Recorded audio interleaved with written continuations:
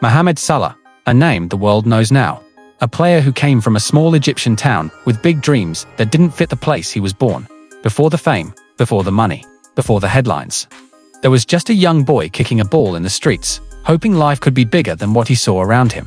He wasn't rich, he wasn't the biggest kid, but he had drive, and that drive took him far. Today, we look at that full story. The rise, the struggle, the wins, the losses, the luxury life he earned, the family he protects, the cars, the houses, the fame, and the man behind it all. This is Mohamed Salah, the King of Egypt.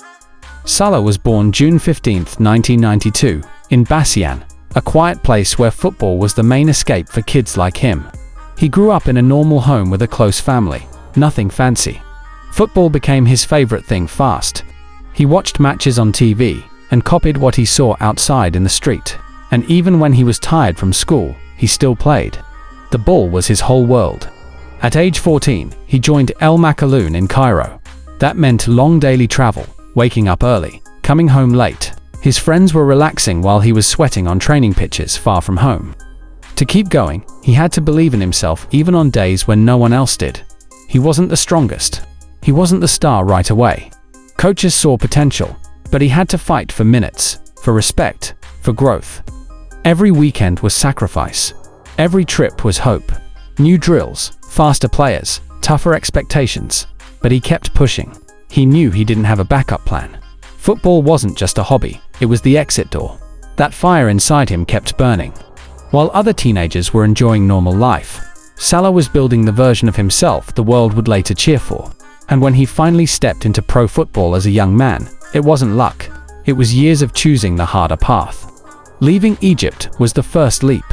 Switzerland, FC Basel, a young guy in a foreign country, new language, new foods, new cold, hard winter mornings. The pressure was heavy, but he adapted fast. Goals, speed, work rate. People started noticing. And then Chelsea came calling. The Premier League. A dream move. But dreams aren't perfect. He didn't get the minutes he expected. He watched more matches from the bench than on the field. Those are the moments that break many players. You doubt yourself. You question everything. But Salah refused to let that be his story. He took loans to Italy, Fiorentina, Roma. Step by step he rebuilt his career. He played his game again. Took defenders on, scored, made assists, proved himself again. Every match was a statement. I'm not done. Then, 2017 arrived. Liverpool signed him, and that was the moment everything changed. Speed like lightning. Movements defenders hated. Goals not just easy ones, but big ones. He became unstoppable. A star in the Premier League. Champions League nights with Anfield roaring his name. From underrated to world class. From forgotten to unforgettable. Hard work made it look like overnight success. But behind it were years of digging through doubt and refusing to quit. Fame didn't change the core of who Salah is. He's private. He's loyal. He married his childhood sweetheart, Magi. She was with him long before the cameras. They built a life together, not a brand. They have 2 daughters, Maka and Keon, who mean everything to him. He keeps family close, protected from the chaos of the football world. Off the pitch, he's not living loud or chasing headlines. He goes home, plays with his daughters, enjoys simple things. His faith is important to him. The celebration where he bows down after scoring, that's real, not a show.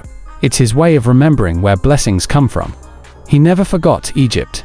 He still gives back, helps his hometown, supports charities quietly, pays for hospitals and schools without making it a publicity stunt.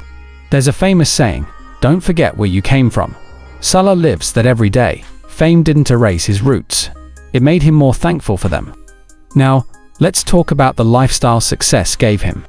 Salah earns millions each year. Club salary, bonuses, sponsorship deals, from sports brands to global companies. He is one of the highest paid athletes in the world. But he doesn't live like someone who needs to brag. He buys smart. He invests smart. He uses his money with intention. He takes care of his body like it's his business, because it is. Recovery tools in his home. Strict training, good food. His lifestyle is designed to keep him elite for as long as possible. Luxury for him isn't wild parties, it's peace. Safety for his family. Comfort, being able to give without worrying if he has enough left.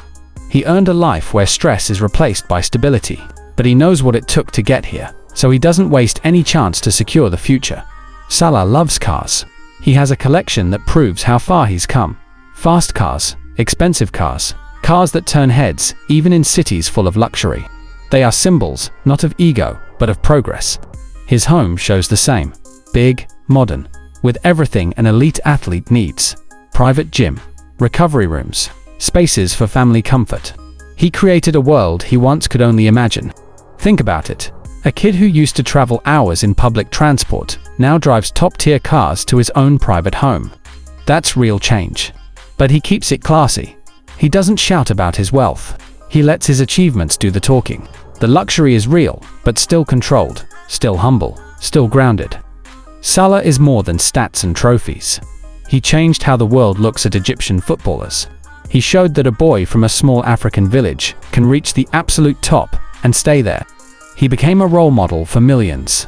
For kids who speak his language, pray like him, look like him. He shows that success doesn't require changing who you are. He brought pride to a nation. He lifted the name of Egypt in stadiums and homes worldwide. And the best part, he did it with humility.